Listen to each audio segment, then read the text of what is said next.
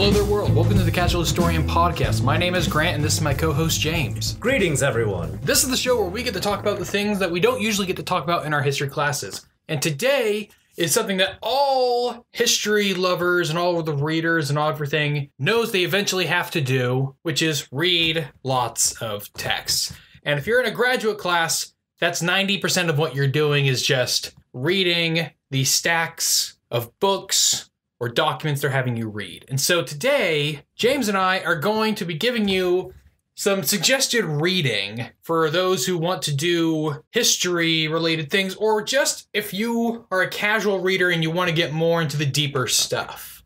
And so we both have about 3 or so books that we want to talk about. So I'll go first. And the first one I want to recommend to you is A Patriot's History of the United States by Larry Schweikart and Michael Allen. Now, this book was published in 2007, and basically the purpose of it was to be the counterpoint to Howard Zinn's book, A People's History of the United States. And there's sort of a necessity for this kind of book to exist because there are, in a lot of classrooms, A People's History of the United States has become the primary text. And if you are involved in the realm of historiography or with professional historians, you find out that A People's History of the United States, there's quite a bit of negative opinions about it, mostly in the whole, accuracy department. But I would say it's a book that A People's History is necessary to exist, but I would not read it in a vacuum, which is why I would suggest pairing that book with A Patriot's History of the United States. It's basically a Whig history for the United States. It views, the path of freedom as being evolutionary, and it's just a natural thing that was going to happen. Thoughts? Well, I'm not really fond of A People's History of the United States myself, mostly because I'm honestly just not that overly fond of American history. It's never really done that much for me. But I will say that I do find that it does attempt to address an important issue in historiography, because historiography tends to emphasize the great and the grand and doesn't really tend to tackle everyone else. And so A People's History was an attempt to address that.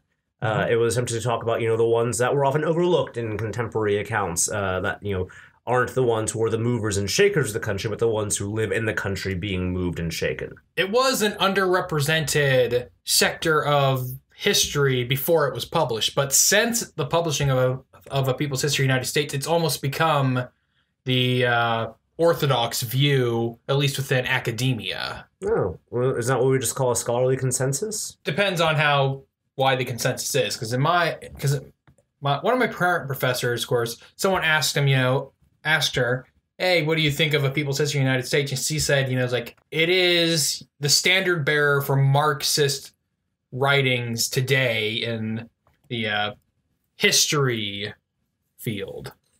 I'm not sure I'd agree with that, really, to be honest. But the other thing, too, is that I think the issue I have with both books, The People's and The Patriots, is I just don't like survey books very much. Especially with American history. There's so much documentation that attempting to create a survey, from start to finish, and usually it's the Columbian discovery as a starting point, that it's a lot of information is being compressed into a very narrow framework, and a lot gets left out. I would much rather read detailed topics on specific eras or events than try to read the entire history of a continent, basically, in one book. Mm-hmm. Yeah, I understand that, though. Once again, for most basic history classes, you need something that's a little more overview than you usually get with more specific text. But that's why I would recommend A Patriot's History of the United States, especially if you are also reading A People's History. They balance each other out. So I guess what's one of the books you would recommend? Okay, so one that I'm going to suggest is actually not a book. It's a series of books. And it's a series that was written by a historian and his wife by the name of Will and Ariel Durant. And the series in question is pretty much a series of texts dealing mostly with European history, and I know that that's not necessarily the most popular thing, but it's good because if you're a casual historian, which is kind of, you know, the kind of people we're talking to, we're really trying to encourage people to find that information. So he, beginning with Middle Eastern history, published over the course of several decades, published a series called The Story of Civilization. And it runs up until the end of the Napoleonic Wars. And I remember these were formative for me because even though they're kind of an early foray into what might be called pop history, and they are in fact, you know, survey works. But as a young person reading these, I found that it gave me a very good sense of an overarching framework of major events in Europe and the Mediterranean and the Middle East, going back to the beginning of recorded history. And, you know, I would recommend it. It's probably easy to find them, even at used bookstores for an affordable cost, but they are reasonably constructed. Their accuracy has somewhat waned because, you know, they were done in many of them were written several decades ago, so we've had expanded information on historical events. But in general, especially when you're dealing with things from the age of discovery onward, it's a very good set of books and presents a very good framework. And the other thing, too, is that even though it's European-centric, it's European history, they don't solely focus on the big players. We get good looks at the periphery or the often overlooked parts of Europe, such as Scandinavia or during the Renaissance, which is how often is that ever talked about? You know, the effects of the Reformation in deeply Catholic Europe, like Italy and Spain, where the Reformation made very few inroads. Things like this. So I'd recommend this series as a good primer. If someone is looking to get into European history and wants to tackle, you know, several areas at once. Another thing about it as well is that it doesn't really cover, you know, a litany or rote of facts, you know, this happened and this happened and this happened. While there's a good smattering of things like military history or the wars, because Europe loves its wars back then, the book also does a good job of really tackling an exploration of society, how people lived at the time, and also expressed through culture, art, music, literature. Yeah, I haven't read those, but well, there's so much other crap I have to read that I'm not sure if I'll ever get to them. I'd say that someone at your stage, you know, it would be light reading at best. Yeah. But, you know, for someone who's really just, you know, interested in history, but wants to read something but doesn't know where to start, it's a good place to start. And also, you know, being academic texts has wonderful bibliographies. Of course, the issue that the bibliographies are somewhat dated. The last book in the series was published in the 1970s. So, Speaking of something that's a good primer, the next book I have is an excellent primer for those who want to learn more about Islamic or Middle Eastern history, which is the book Destiny Disrupted, A History of the World Through Islamic Eyes by Tamim Ansari. And I've grown to really like Tamim Ansari as a writer. He is an academic born and raised in Afghanistan and then was educated in the United States. And he's written a couple books. Another book he's written that I would also recommend, but it's not for today, which is Games Without Rules, A History of Afghanistan. But this particular one, Destiny Disrupted, is a very good primer if you want to learn about the history of the Middle East from a Muslim perspective. Because, you know, not only is it just trying to tell the story of the world through a Muslim perspective, but it's being written by a Muslim telling the story who's Western educated. So he's able to relay it to the audience in a much better way. And I remember he actually, there at the beginning of the book, he tells a bit of a story about, you know, why he wrote this book. And it's that he was being asked to help contribute a chapter in a world history textbook about the Middle East. And they were going to leave a whole bunch of stuff out that he thought should be included, even in an overview class. So his idea of what he wanted to put into that textbook, he basically expanded and created a whole book in and of its own. Destiny Disrupted definitely changed the way I looked at it, and it was my primer on Middle Eastern history. You learn all the things like what we talked about in past episodes about the political history of Islam. You learn about the beginnings, the split between Shia and Sunni. You learn why Persia went Shia. You learn about the Turks and everything else going along around with them. It's a very good primer. I cannot highly recommend it enough. I too have found the work enjoyable, mostly because, like you said, its ability to present the material in a framework that's familiar to Western audiences. That's often the biggest thing, is that, as Americans, it's very easy for us to read American, European, or even, up to a point Mediterranean history with some ease and familiarity. But oftentimes in the world of academia, sometimes texts are so dry that it's very difficult to connect with them in a way outside of just simply absorbing fact. And this was a work that is able to make the history of the Middle East relevant to us in ways outside of propaganda, which is, of course, dangerous, but also makes it relevant to us, and elevates a sense of civilization that we often aren't exposed to until pretty late, in the case of many people, late in their academic careers.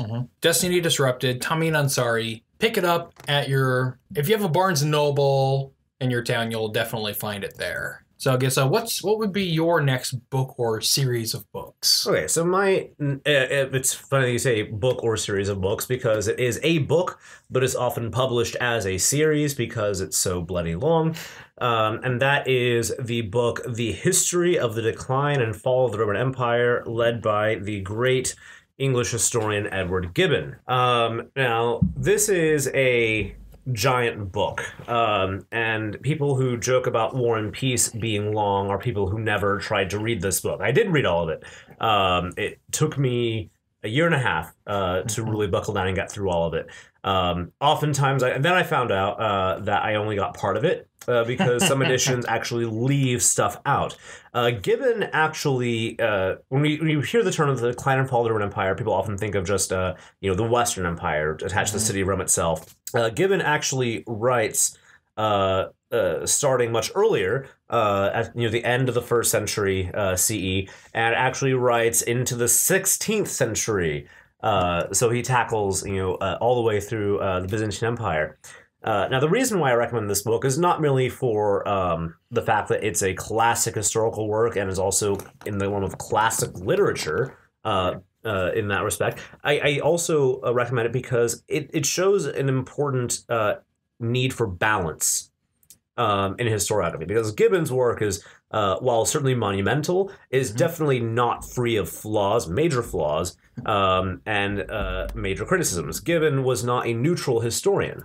And so many times the author's own personal views or viewpoints are interspersed throughout. And so it's valuable for people who are interested in history to be able to read these texts and understand when an author is veering away from objectivity, and when that veering away is presented less than simply the author saying their opinion, as opposed to the author presenting their opinion as fact, which is what Gibbon is often guilty of in his work.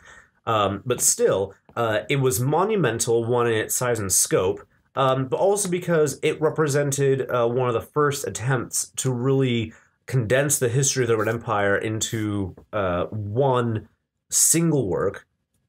And despite the flaws, as I mentioned in some parts of Gibbon's presentation, and there are some accuracy issues as well, and that might be part of lack of sourcing, but it is still a major work, and it kind of set the groundwork for a new field in historiography going on. And, as part of its failings, it makes us more cognizant or aware of the need for objectivity, or at least balanced historiography in the modern world.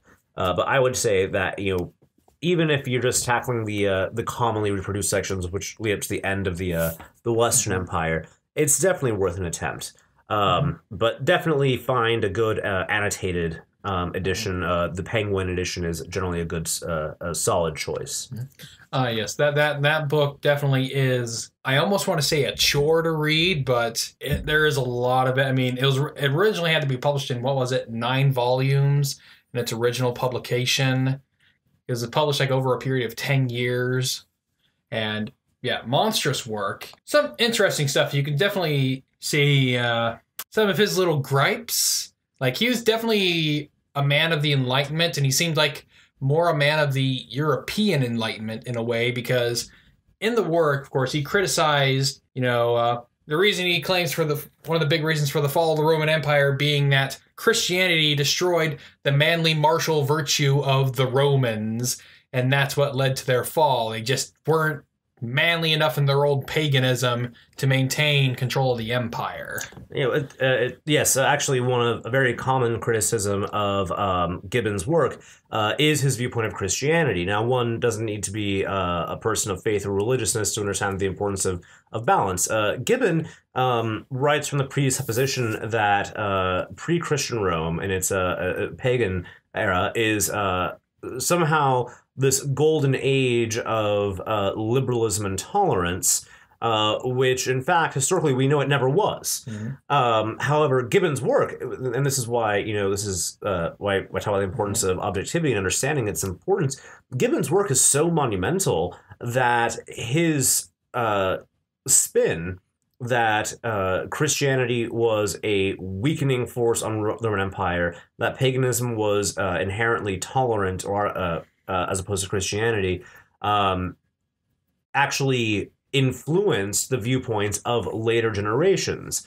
Even nowadays, people who are not very well versed in history, especially in pop neo-paganism, might see the modern syncretism as a revival of Roman era tolerance. But that, in fact, wasn't the case. The Romans were very intolerant of religions outside of what the state permitted. We look at the fact that the slaughter of Druids in Britain was not at the hands of Christian monks. It was at the hands of Julius Caesar's centurions during the conquest of Britain. The antipathy of Romans towards Zoroastrianism and Judaism before Christianity. And then, of course, his antipathy toward Christianity also colors the entire way that he approaches the history of the Byzantine Empire, which was a consciously Christian state. But even so, it's a major work. It's a historical work that made history in its own right, simply by being written. Yes. It was.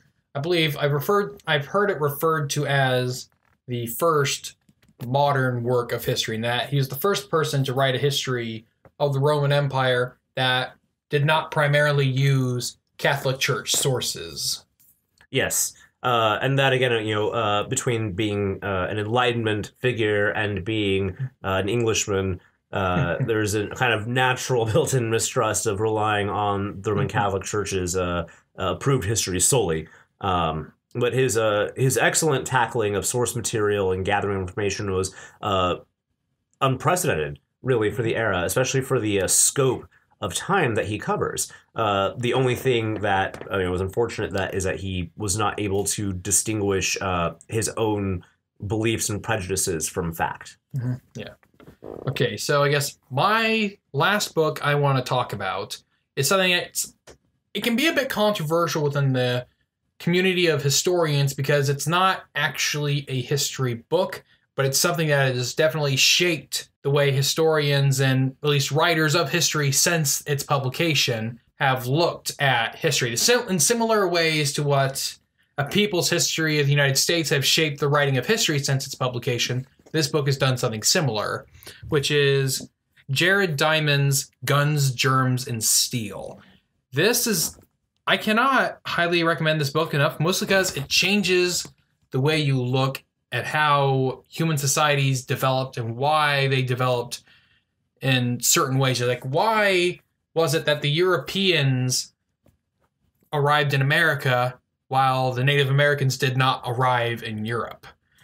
And it's this very important story about the distribution of resources on the planet, in particular animals. And I would highly recommend watching a certain YouTuber's video on this, CGP Grey. He did a video called Americapox, where he does a very nice abridged understanding of what this book's thesis is. There are some issues that have come in it that some things in it that I take issue with, but overall, as an overall framework, I think it does show at least a pretty good understanding of why the world dominating powers initially came out of the Eurasian landmass rather than the Western Hemisphere. You know, I've not read the work myself, though I have seen reviews of it, and I think it is, you know, very interesting in an attempt to, you know, formulate or you know, postulate reasonings on, you know, the differing tracks that civilization took between the two hemispheres.